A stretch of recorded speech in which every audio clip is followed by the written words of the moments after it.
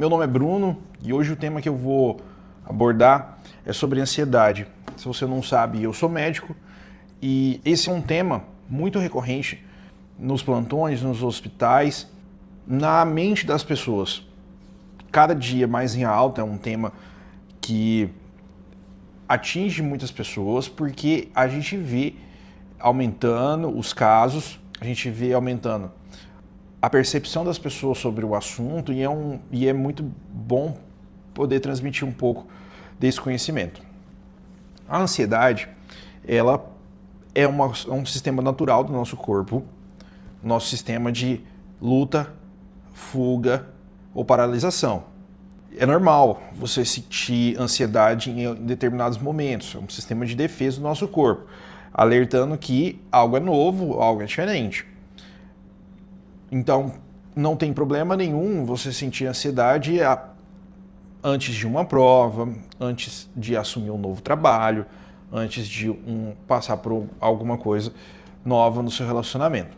Porém, se transforma em um transtorno quando ele começa a te paralisar, quando ele começa a ser recorrente, quando ele se transforma num estado constante de preocupação. Essa é a ansiedade. Qual é a diferença entre uma ansiedade normal e um transtorno? Um transtorno é quando você começa a ter problemas no seu dia a dia a partir desses fatos. Você começa a te atrapalhar no trabalho, começa a te atrapalhar a dormir, começa a te atrapalhar nas funções do dia a dia ao ponto de te paralisar. E quando que é uma crise de ansiedade, um ataque de pânico? É quando o seu corpo ele reage fisicamente a isso. Quando você realmente tem uma sensação física de que algo está acontecendo. Então o paciente ele chega no plantão, ele chega na emergência, ele chega no hospital, realmente achando que ele vai morrer. Por quê? O corpo ele reage. Você pode ter palpitação, você pode ter tontura, você pode ter vontade de vomitar, você pode ter formigamento nas mãos, isso são os sintomas principais mais relatados. Só que esse episódio, ele demora aí de 10 a 30 minutos, então você vai perceber que depois de um tempo, o seu corpo ele entende que nada aconteceu e ele para de ter essa reação. Porém, é uma situação muito complicada, principalmente para você que passa por ela. Se você não faz o tratamento correto, essa situação ela pode acontecer várias vezes durante o dia, ou várias vezes durante a semana, elas podem acontecer no seu trabalho, quando você estiver conversando com uma outra pessoa, de repente você está aqui normal, com uma sensação de angústia, que você já tem um transtorno de ansiedade já fixo, e aí de repente vem a crise.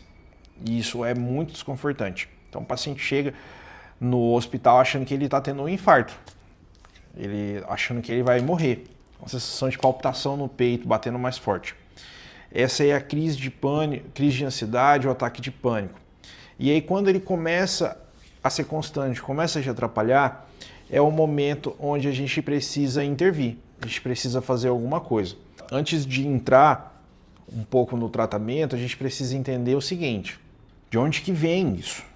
Existem várias situações, algumas de estresse, algumas genéticas que podem desencadear isso. Algumas situações onde você está tendo uma situação de apreensão no trabalho, uma situação de apreensão no seu relacionamento, uma situação de estresse constante, seja financeiro, seja familiar, seja com seus parentes ou com líderes no trabalho. Pode ser genético também, pode ser uma grande decisão que você vai ter que tomar futuramente e que você não pode tomar agora, mas que gera uma ansiedade. Então tudo isso faz com que você possa desencadear ansiedade, um trauma que você passou e você tem o pensamento recorrente de que pode acontecer novamente. Então tudo isso pode acontecer. E também a simulação por substâncias, como excesso de cafeína, excesso de energético, álcool, várias horas sem dormir, sono acumulado, tudo isso pode simular ou desencadear uma ansiedade até chegar ao momento da crise. Hormonal também não dá para descartar. E quando o que reparar quando é o momento de você procurar uma ajuda?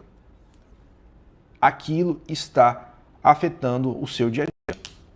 Não precisa ser no momento de crise, porque no momento de crise, se você achar que tem algo sério, muito sério acontecendo com você naquele momento, você vai chegar na emergência. Mas existem fatores antes que antecedem isso que você já pode agir.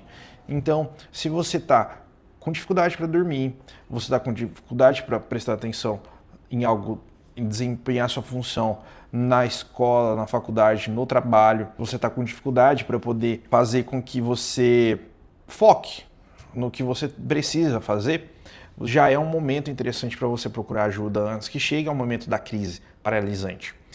E como é que é esse tratamento? Você vai fazer um tratamento com um psiquiatra e o psiquiatra vai te direcionar. Primeira coisa que ele vai excluir são as causas hormonais, as causas do corpo. Às vezes a gente tem alguma disfunção que gera isso. Depois disso, excluir as causas hormonais, as causas hormonais entende que está tudo ok com o seu corpo, a gente entra com as medicações, a gente analisa se é necessário entrar com medicação ou não, ou se só a terapia, o acompanhamento psicoterapeuta vai a resolver.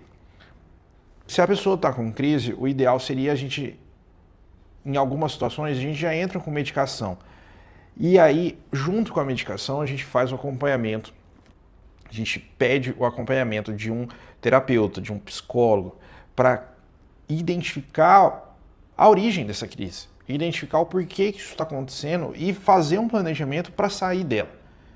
Mas enquanto faz esse planejamento com o terapeuta, é interessante, em alguns casos, já entrar com a medicação. Essa medicação, ela depende. Ela pode ser uma medicação simples até uma medicação tarja preta. Depende do quadro e a situação em que o paciente está. Mas a ideia é, se não for um transtorno genético, um transtorno que você herdou constante, o objetivo é um dia tirar essa medicação e você conseguir viver bem sem ela. Esse é o principal objetivo. Em alguns casos não vai ser possível, porque aí a gente identifica na consulta que não se trata de um simples caso de ansiedade. Pode ser um transtorno de bipolaridade, um transtorno borderline. Todos esses ele vai manter uma constância nas medicações. Mas se não for o caso, a gente entra com a medicação para não chegar à crise ou estabilizar aquela situação para que não tenha crise, e aí a gente indica a terapia, acompanhamento psicoterapeuta, para poder fazer um planejamento de como resolver essas fontes de ansiedade. Então, é muito interessante que você, aos primeiros sinais de disfunção, de que isso está atrapalhando o seu dia a dia, já procure um profissional, para que não aconteça de você ter as crises e chegar a parar numa emergência achando que tem alguma coisa grave acontecendo com você. Então, o objetivo principal é esse. E eu gostaria também de reforçar aqui que procure ajuda. Transtorno de ansiedade é algo que dá para tratar, não precisa ser uma coisa que você conviva com ele sempre. E também não fique com medo de medicação. A medicação, um bom profissional, ele tem sempre o objetivo de deixar você sem as medicações, se for realmente seu caso. Não é o objetivo do bom profissional que você fique para sempre dependente de medicações. A medicação, ela é um remédio para você usar quando necessário. É uma ferramenta a mais. Não quer dizer que você vá depender dela. Isso aí são casos isolados que algumas pessoas vão precisar, mas outras não. Às vezes ela vai precisar ali só por um curto espaço de tempo, até que a gente consiga chegar numa alta, numa liberação para que termine o tratamento. E então não tenha medo de que um antidepressivo ou remédio para ansiedade ele vicia. Depende de cada caso, depende de cada situação. Se você já teve uma situação de crise de ansiedade, comenta aqui, escreve aqui nos comentários como é que foi. Eu vou dar uma lida, talvez discutir sobre esse assunto.